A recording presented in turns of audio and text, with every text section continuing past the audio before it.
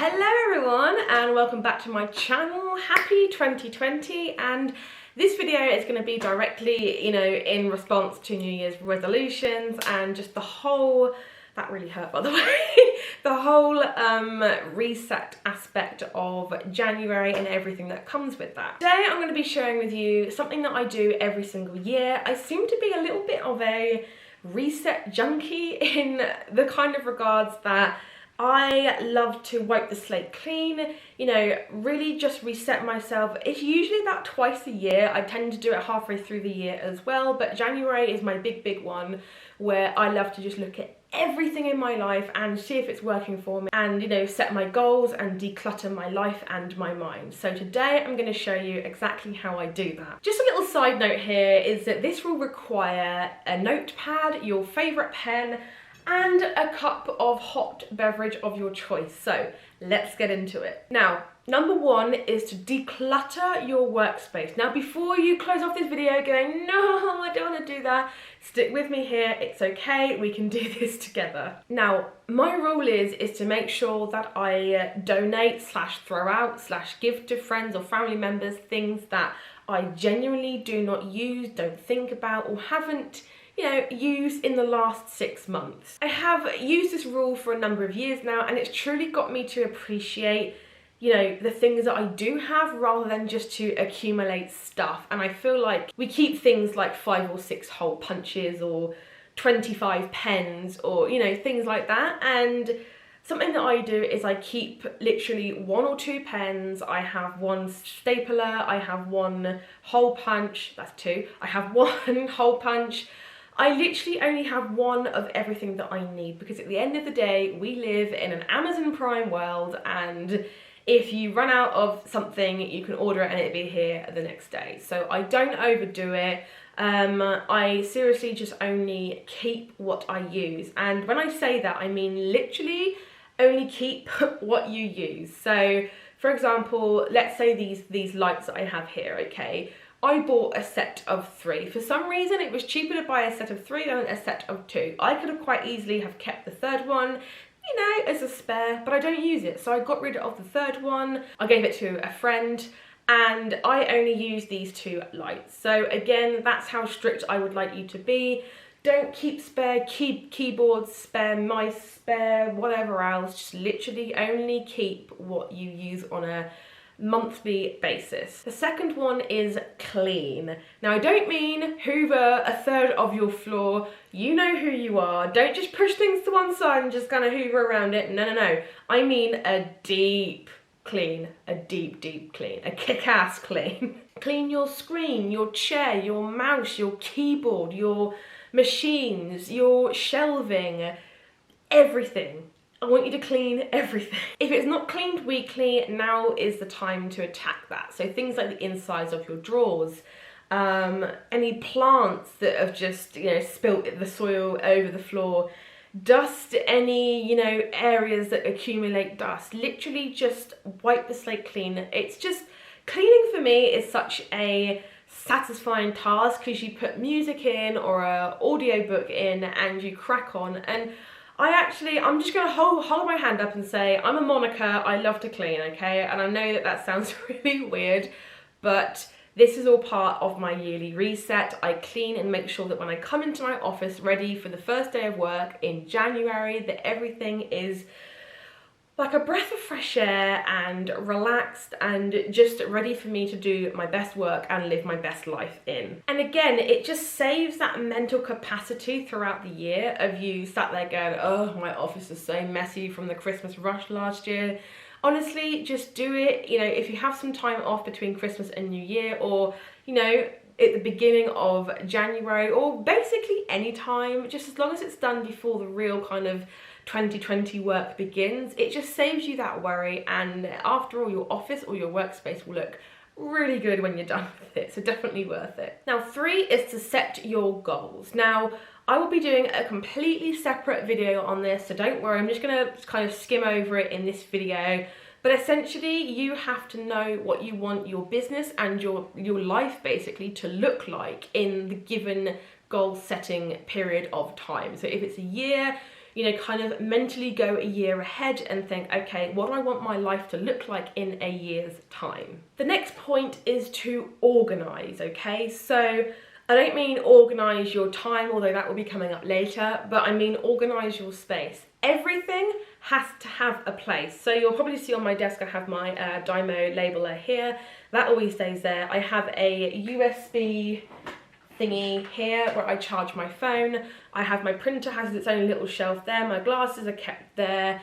All Dreamboard stuff is here, and any other loose paperwork and things like that. And I have this little pull-out thing for my keyboard and my mouse. My engraver is also just there out of range, so you can't see that, but it's literally just there. My stock is sat there on the floor. It has its own space. I have shelving for my wrapping, so jiffy bags and boxes and things like that. I have these drawers here that's got paper, chain, jump rings, all of the jewellery stuff that I need to make it, and literally that is it. Now, if I don't have a space for it, I either get rid of it, donate it, whatever, or I make a space for it. So either way, you're gonna have to declutter at some point. If you're sat there and everything is all over your desk and you're thinking, I just don't have room for anything, eventually you're gonna have to declutter and get rid of some stuff. So you either make a space for that item to stay in your life or you get rid of that item. The choice is yours. But again, this just really saves a kind of mental space to not have to sit there and think, oh, I have jiffy bags coming, or where the heck am I going to put this? Like, just seriously, save yourself the effort, make 2020 your year to be organised and clean. Also, side note, it just makes everything so easy to clean. Like, cleaning my desk takes literally just a quick wipe down. Like, it doesn't take me any time at all. If this was full of crap, then this would take me forever. So it just makes it so much easier to keep your workspace clean as well. The next goal is to get your calendar ready for 2020. Now, what I mean by this is that I'll give you an example. So every year I sit down with a year to view digital calendar from Evernote, and I plan my year. Now, I don't mean plan it as in on the June 23rd, I'm going to be doing this and going to eat this. I don't mean quite that intense, but what I mean is general projects or goals that you've set yourself. Make sure to make time for that in your year. Now, if that's a little bit over your head and you're thinking, well, I can't do that, that's okay. Instead, just put in, you know, dentist appointments or time off that your other half has booked, or, you know, maybe time off that you want to book, or holidays, or events, or dinners, or things that you've booked in, you know, a few weeks or even a few months in advance. Write those down so that they're out of your head and onto paper, and that, you know, you physically have made time for them.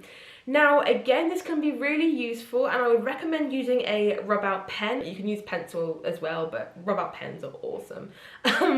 But I would just say, like, for example, if one of your goals is to go to the gym every Friday, schedule time out. For the next 6 weeks, let's say, every Friday, write gym, so that you know that you've made a commitment to yourself and that you're going to the gym every Friday. Just basically kind of prep your, or batch your time ahead of time, if that makes sense, and make sure that you stick to that commitment throughout 2020. Now, me and Ash, we tend to sit down and do this. Ash, a little bit less than me. He kind of thinks I'm a bit crazy for doing this, but I like to kind of delegate my time in advance, because we only have so much time in the year 2020, and I want to make sure to, you know, things that I've promised or appointments or things like that, I like to make sure that I've delegated my time ahead of time. So I hope that makes sense. So grab that yearly calendar and get to work. The next goal for this exercise is to identify your didn't do's. Now, I know that you guys are like me, and, you know, in my last video of 2019, I went through my goals list for the previous year and for 2020. But basically we all know that there are some goals that you won't achieve, and that's okay. I want you to make a list of those things that you didn't do or didn't get round to. Unfinished to-dos do take up room in our mind, and there is a reason why you wake up at 3 o'clock in the morning going, oh my god, I didn't send that convo to that customer, or I didn't send that replacement out, or something like that. I've done it, I know you have too, and there is a reason for that. It's because it's floating around in our mind. You know, we've kind of said to ourselves, oh, I must remember to do X, Y, Z, and then just not written it down, forgot about it, gone to bed. 2 weeks later, we wake up at 3 o'clock in the morning going, oh, I didn't do it, oh no. And I just like to save myself that hassle and that worry and anxiety, let's be honest. And I like to write a list of things I didn't do in 2019 that I wanted to do. It's important to get it all down on paper, because even saying something like, I wanted to go to that new cocktail place with the girls, or I wanted to try that new coffee at my local coffee shop, or I wanted to go for an hour-long walk on the beach at sunset. Even small things like that, they still take up a little bit of space in your mind, and believe me, it does take up physical room in your mind. And I write these things down. Now this takes me about a week, because every so often I'm like, ooh, that one, ooh, that one.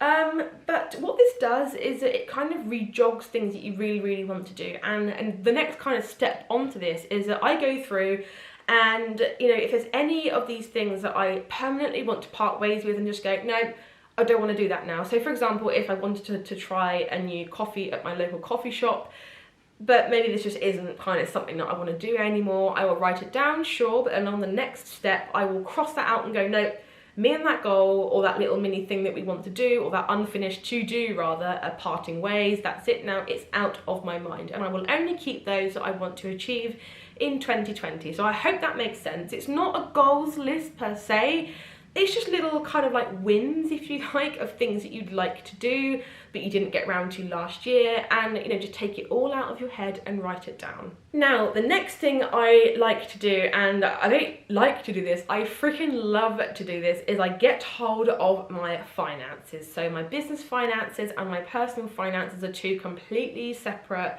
entities. I work on them separately, they are not intertwined at all. But I love to work on my business finances when I'm doing a reset. I love it, and I would recommend either writing it down physically, or even better, getting an Excel spreadsheet.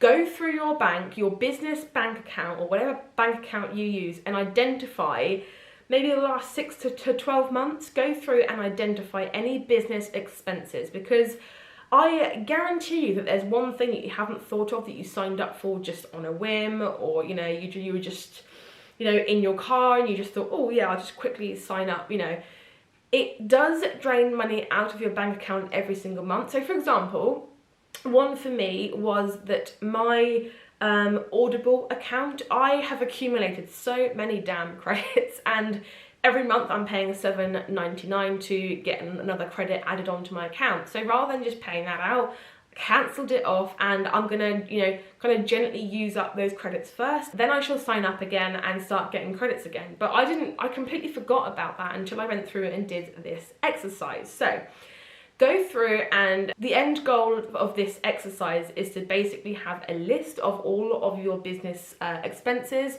and then you want to go through and look at them and go, is this really benefiting me or making profit for my business? And if not, seriously think about cancelling that off. And it's also just generally a good idea to know where your business money is going anyway, because we all make mistakes. We all sign up for things afterwards. We kind of think, I shouldn't have signed up for that, but that's okay. That's just, you know, making mistakes and things like that. So yeah, definitely go through and have a look at your business finances. Okay, the next thing to do, and it's the penultimate thing to do, so it's okay, you've not got a lot left to do, is to declutter your Etsy shop listings.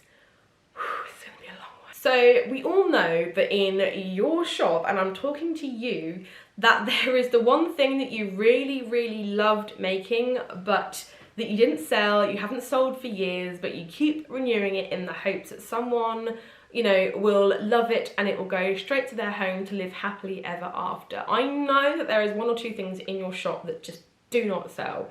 You need to either put them on sale, get rid of them, get that, you know, bad juju out of your life. Bad juju, I don't even know what juju is, but you know, just get that, you know, get that out of your life. You do not need things weighing you down. What you need is an Etsy shop with items that, you know, get interest from buyers or that sell. And believe me, I did this actually in the beginning of 2018. I cut my Etsy listings in half.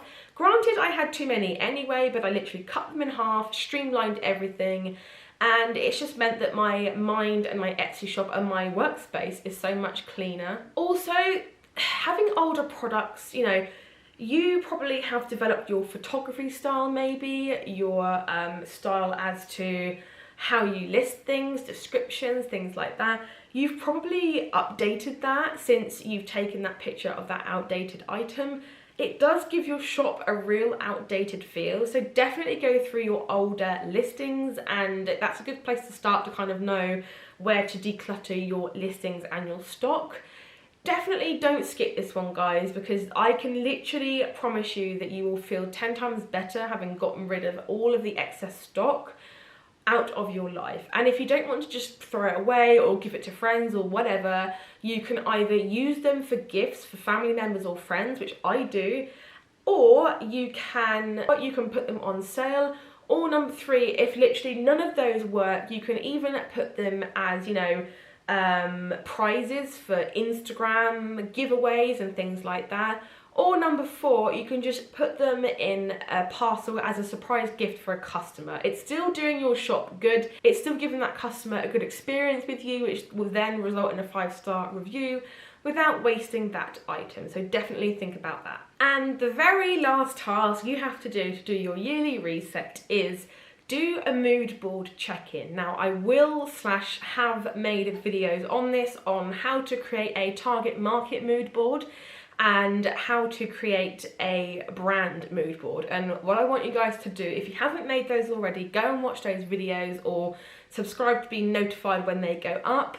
If they are up, I'll leave a link in the description box below. But you want to make sure that your brand and your Etsy shop in general still fits in with that overall brand vibe, because you don't want to start making changes and then it repels your target customer or your ideal target audience. So that is definitely something that you want to do.